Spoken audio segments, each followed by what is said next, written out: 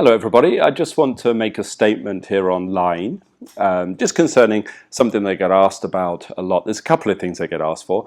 The first thing is one-to-one sessions, either on Zoom, online, over Skype or something. People want either consultation talks or one-on-one lessons. And I can't do them. Basically, they're not something I do. I don't do private one-to-one lessons, or I do actually, but I do them with senior students within my school, and it's not a business thing. Generally what happens is I teach publicly, and then the only time I give private lessons or consultations or anything like this is with people that I've known for years. So it's how senior members of my school get the tuition that they require to take them further within their practice. So I don't do one-on-one meetings. Just want to make that really clear, because I'm getting bombarded with requests for it, and I'm very flattered that people would ask me for such things, but I don't do them. I do them with seniors. So if you want to meet me and train with me, it would be on a public event, would be the way that I meet people that are new.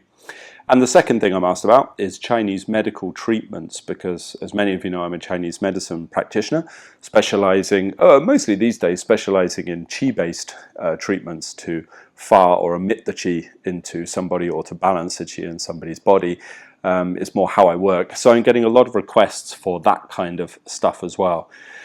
So really what I want to say is, unfortunately, I've had to make a decision that I'm not going to be able to do those kind of treatments. And I'm getting asked so many every day. Honestly, it's like 2 to 3 requests a day at the moment for Chinese medical treatments. And the fact of the matter is, I just don't have the time to do it, and that's why I'm having to make this statement. For a long time I tried to balance all the different things I'm trying to do. It's like trying to spin 100 plates, but I just can't do it anymore. Basically, my time has got to a stage where I'm incredibly busy, because I'm not only a teacher within a class, like I was when I started all of this. I also head a very large international organization. So if you've never run an organization of the size of Lotus Negong, you probably wouldn't have any idea how much work is involved, but it's a lot. If you've ever run your own business of something else, you probably equate how much work you have to do with this. I'm basically, between my teaching and organization and dealing with all of the teachers in the school and all the things that come up when you're running a school like this, plus the planning, the organization, on top of my own teaching schedule, and then most importantly to me, my own practice schedule, which is huge. It's many hours every day. I basically don't have a lot of free time, so some things are going to have to let go, and I've made a decision now that I'm going to have to step away from all treatments. So I'm really sorry, but I can't give Chinese medical treatments anymore. I know some of you will think this is unfair, or you'll be upset at that, but it's simply because of my time. I got to a stage, like, Lotus Qigong has been growing and growing and growing, and it's got ridiculously big, and I love it. I love the community. I love all the people in the school, but it does take a lot of time, so something has to go. And for now, for the time being at least, that has to be Chinese medical treatments. That's partially because they're so time-consuming, and because I wish to focus all of my attention on the teaching that I'm doing at the moment, especially with regards to the full-time school I'm running in Bali.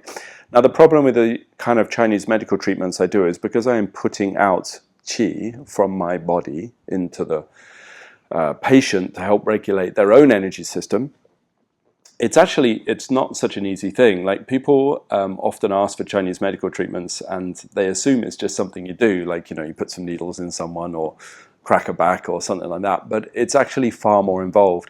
Now, the same qi that I would use to emit into a treatment, I actually use when I teach to help students to open channels and balance things and develop their dantian and all that kind of stuff as well, the things that go alongside Neigong teaching.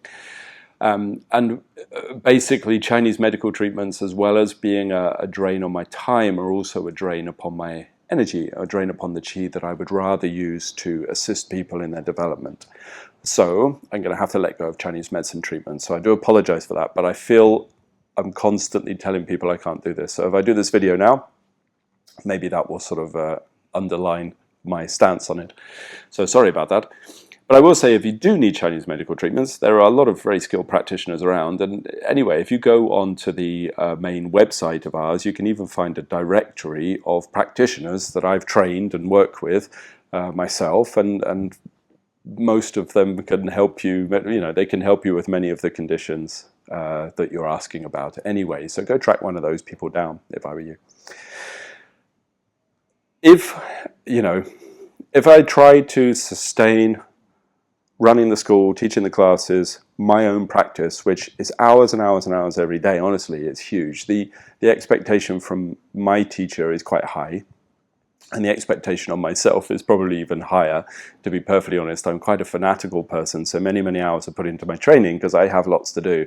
I have to train my physical body, I have to train martial arts, I have to train Neigong, I have to train meditation. There's so much for me to keep on top of that by the time I've done my training and then organized the school and then taught my classes, there's not much time left.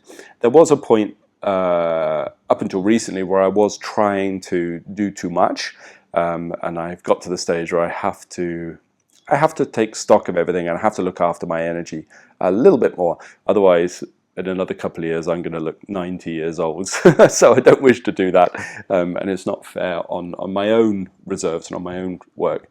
And also, there was a couple of times last year where, for the first time in my life, my practice had to suffer, my personal practice, because I had to commit time to other people. And I feel that it's not selfish to step away from that treatment, because the truth is, if I don't sustain my own practice, my own level of qi, my own development, then I can't do the best job that I can for the people that I'm teaching. So it's not just about, you know, selfishly making sure my training is okay. It's also because it benefits all the people that I'm trying to teach. And I do believe that there are a lot of people who teach these days that once they start teaching, they kind of give up training.